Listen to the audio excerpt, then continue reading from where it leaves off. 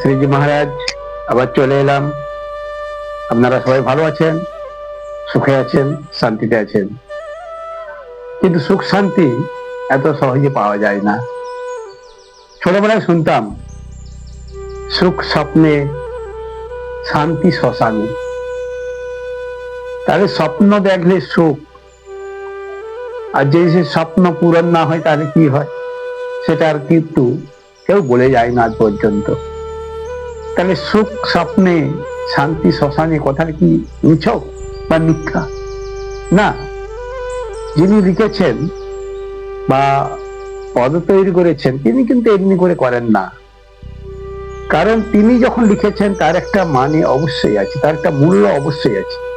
সেই মূল্য এবং তার মূল্যায়ন যদি আমরা ঠিক মতো না করতে পারি তাহলে কি হয়, মনে হয় যে ওই কথাটা মিথ্যা। আর যদি তার কথাটার মূল্য বুঝে আমরা তার সঠিক মূল্যায়ন করতে পারি তখনই মনে হয় কথাটা খুব সত্য এবং আমাদের প্রত্যেকটা জীবনে আমাদের খুব দরকার হয়ে যায়। তাই সুখ স্বপ্নে, শান্তি শ্মশানে কথাটার মধ্যে একটা বিরাট তাৎপর্য লুকিয়ে আছে। আচ্ছা, আপনারা ভাবুন, সুখ স্বপ্নে, স্বপ্নে মানে আপনি ঘুমিয়ে ঘুমিয়ে যে স্বপ্ন দেখছেন, পদকর্তা কিন্তু ওই স্বপ্ন দেখার কথা বলেন না। উনি সেই স্বপ্নের কথা বলেছেন যে স্বপ্ন আপনি আমাদের গৌরহরি শ্রীচরণ পাওয়ার, গৌরহরিকে কাছে পাওয়ার, গৌরহরিকে নিয়ে আপনার সাধন ভজন করার এবং তার মধ্যে যে সুখ পাওয়া যায়, উনি সেই সুখের কথা বলেছেন। কারণ আপনি যদি সুখ পেতে চান তাহলে আমার গৌরহরির শ্রীচরণ কামনা করতে হবে। আর সেই স্বপ্ন, অর্থাৎ যে স্বপ্ন আপনাকে, আমাকে, সবাইকে সুখ দিতে পারে, সেই সুখ দিতে পারে, সেই স্বপ্নটা কি না, তারই নাম গুণগান কীর্তন করা। তার নাম গুণগান যদি আপনি কীর্তন করতে পারেন, যদি আপনি সংকল্প নেন, ভজন সাধন করেন, তাহলে দেখবেন একদিন আপনি সত্যি সুখী হয়ে গেছেন। কারণ সুখ বলে কোনো কিছু স্বপ্নের দ্বারা আসে না। কারণ যদি আপনি মনে করেন যে না, আমি ঘুমিয়ে ঘুমিয়ে স্বপ্ন অনেক দেখেছি এবং তাতেই সুখ পেয়েছি, স্বপ্নে দেখলাম আমি বিরাট সুখী, ঘুম থেকে উঠে দেখলাম আমি দুঃখী, তাহলে ওটা তো মিথ্যা হয়ে গেল, তাই না? তাই ওই মিথ্যাটা তো উনি লিখেননি বা পদকর্তা এইভাবে পদ লিখেন না। যখন একটা সাহিত্যিক কোন একটা সাহিত্য রচনা করেন তখন তার মধ্যে একটা মারাত্মক ধরনের কিছু থাকে, সেটাকে অনুভব করতে হয়, অনুমান করতে হয় এবং তাকে জীবনে বাস্তবায়িত করতে হয় বা বাস্তবিকতা রূপ দিতে হয়। তখনই আপনার সুখ হবে। অর্থাৎ আপনার স্বপ্ন, আপনি যে স্বপ্ন দেখেছেন সেই স্বপ্নটা আপনি যদি পূরণ করতে পারেন তাহলে কি হয়, সুখ স্বপ্নে কথাটা তার সার্থক হয়ে যায়। অর্থাৎ আপনি স্বপ্ন দেখেছিলেন, সেই স্বপ্ন আপনি পূরণ করলেন, তবে আপনি কিন্তু সুখ পেলেন। কিন্তু বলছে যে আমরা সবাই অনেক কিছু চিন্তা করি, অনেক কিছু কল্পনা করি, অনেক কিছু করার ইচ্ছা করি এবং অনেক কিছু করি, অনেক কিছু করেছি। আজকে যদি আমরা একটু ভেবে দেখি যে সত্য, ত্রেতা, দ্বাপর, কলি, 4 যুগ, এই 4 যুগে মানুষ বহু বহু কিছু করেছে। একদিন যেই পৃথিবী শুধু মাটি ছিল, সেই মাটি থেকে কি করলো না, মাটি দিয়ে মাটির কত রকমের জিনিসপত্র বানালো। অর্থাৎ মাটি দিয়ে মাটির কত রকম জিনিস বানিয়েছে। আবার শেষে কি বলেছে না, আমাদের এই যে দেহ, এই দেহটাও একটা মাটির ভাণ্ড। এই দেহটাও মাটি। এই দেহটা যদি আমরা মরে যাওয়ার পর দেহটা এমনি পড়ে থাকে, এই দেহটা পচে গলে একদিন মাটি হয়ে যায়। ভাবতে পারে? তাহলে মানুষ কি বাদ রেখেছে? মাটি ছিল, মাটিকে কাজে লাগিয়েছে, মাটি দিয়ে কত কিছু জিনিস করেছে, করে নিজেদের জীবনে সেই মাটির জিনিস ব্যবহার করছি। আবার একদিন যে দেহটা, এই দেহ মন্দিরটাও মাটি হয়ে বিলীন হয়ে যাচ্ছে। তাই বলছে সুখ স্বপ্নে। হ্যাঁ, অবশ্যই সুখ স্বপ্নে। যদি আপনি স্বপ্নটাকে সুখে পর্যবসিত করতে পারেন, তার বাস্তব রূপ দিতে পারেন, নাই তো আপনি শুধু স্বপ্ন দেখলেন আর স্বপ্ন সার্থক করার জন্য কোনো ব্যবস্থা নিলেন না, তাহলে সেই ব্যবস্থা না নেওয়ার জন্য কিন্তু আপনার সুখ হলো না, স্বপ্নই রয়ে গেল। আর সেই সুখকে যদি আপনি স্বপ্নে রেখেই দিলেন, আর স্বপ্ন যদি সুখের ধারে না এলো, তাহলে সুখ আর স্বপ্ন দুটো আলাদা হয়ে গেল। পদকর্তা কিন্তু এটা বলে না যে আলাদা করে রাখতে, কারণ তিনি একই বাক্যের মধ্যে লিখেছেন সুখ স্বপ্নে, অর্থাৎ স্বপ্নটাকে সুখে পরিণত করুন। আপনার স্বপ্ন যদি সার্থক হয় তবে আপনার সুখ। আবার বলছে শান্তি শ্মশানে। শান্তি কোথায় পাওয়া যায়? বলছে শ্মশানে। শ্মশানে আমরা কখন যাই? যখন আমরা মারা যাই। অর্থাৎ ভব নদীর ওপারে যখন আমাদের ডাক আসে, সেই ডাকে সাড়া দিয়ে যখন আমরা মৃত মানুষ হয়ে যাই, মরা হয়ে যায়, তারপরে শ্মশানে যায়, সেই শ্মশানে বলছে শান্তি। সত্যি কি তাই? তাহলে দেখো, সুখটা যেভাবে আমরা বুঝলাম, শান্তিটা কিন্তু আরো আরো আনন্দদায়ক। শান্তি মানে কি?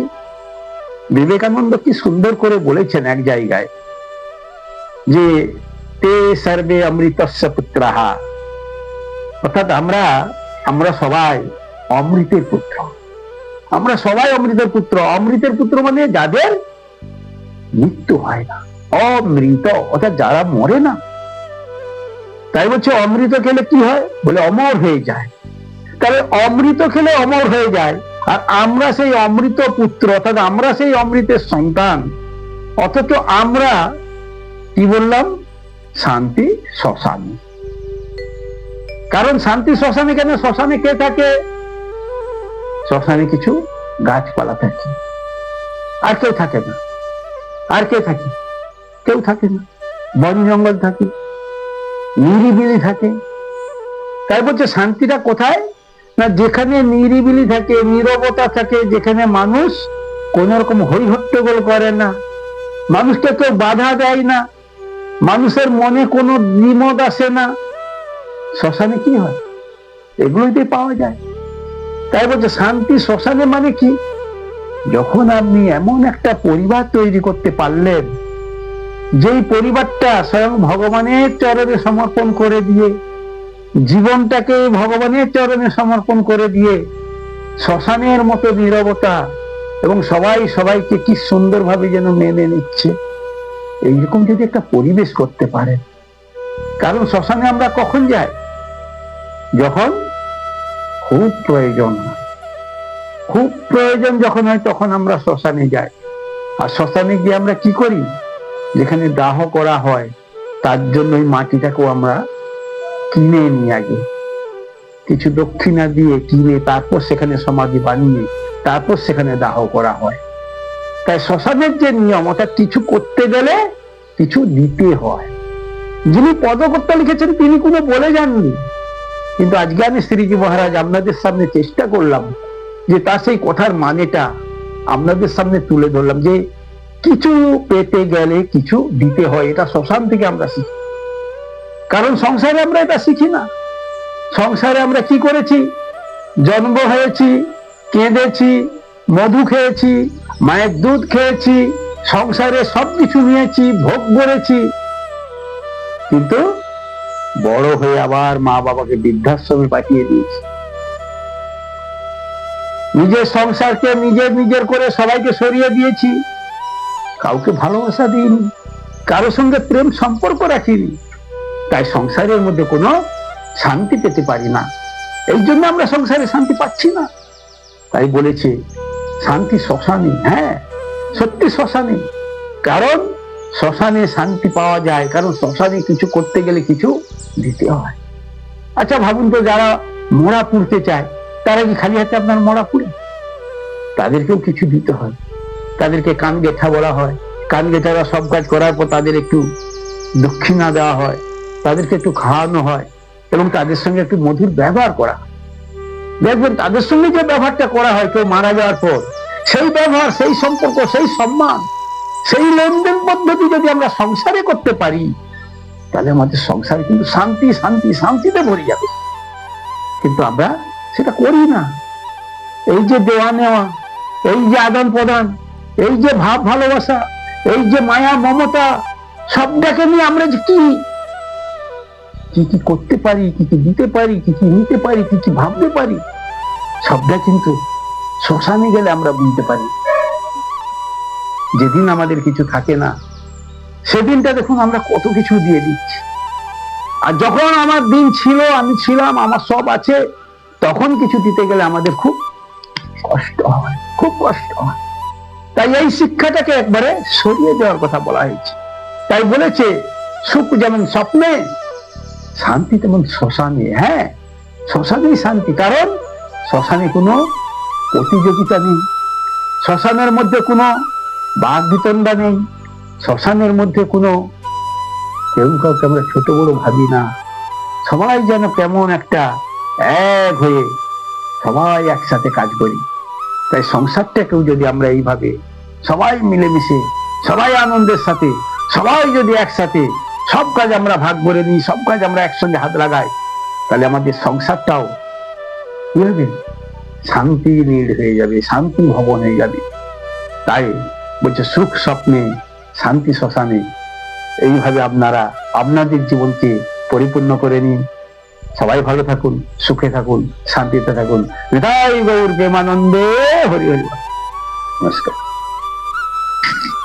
হরি ওম তৎসৎ।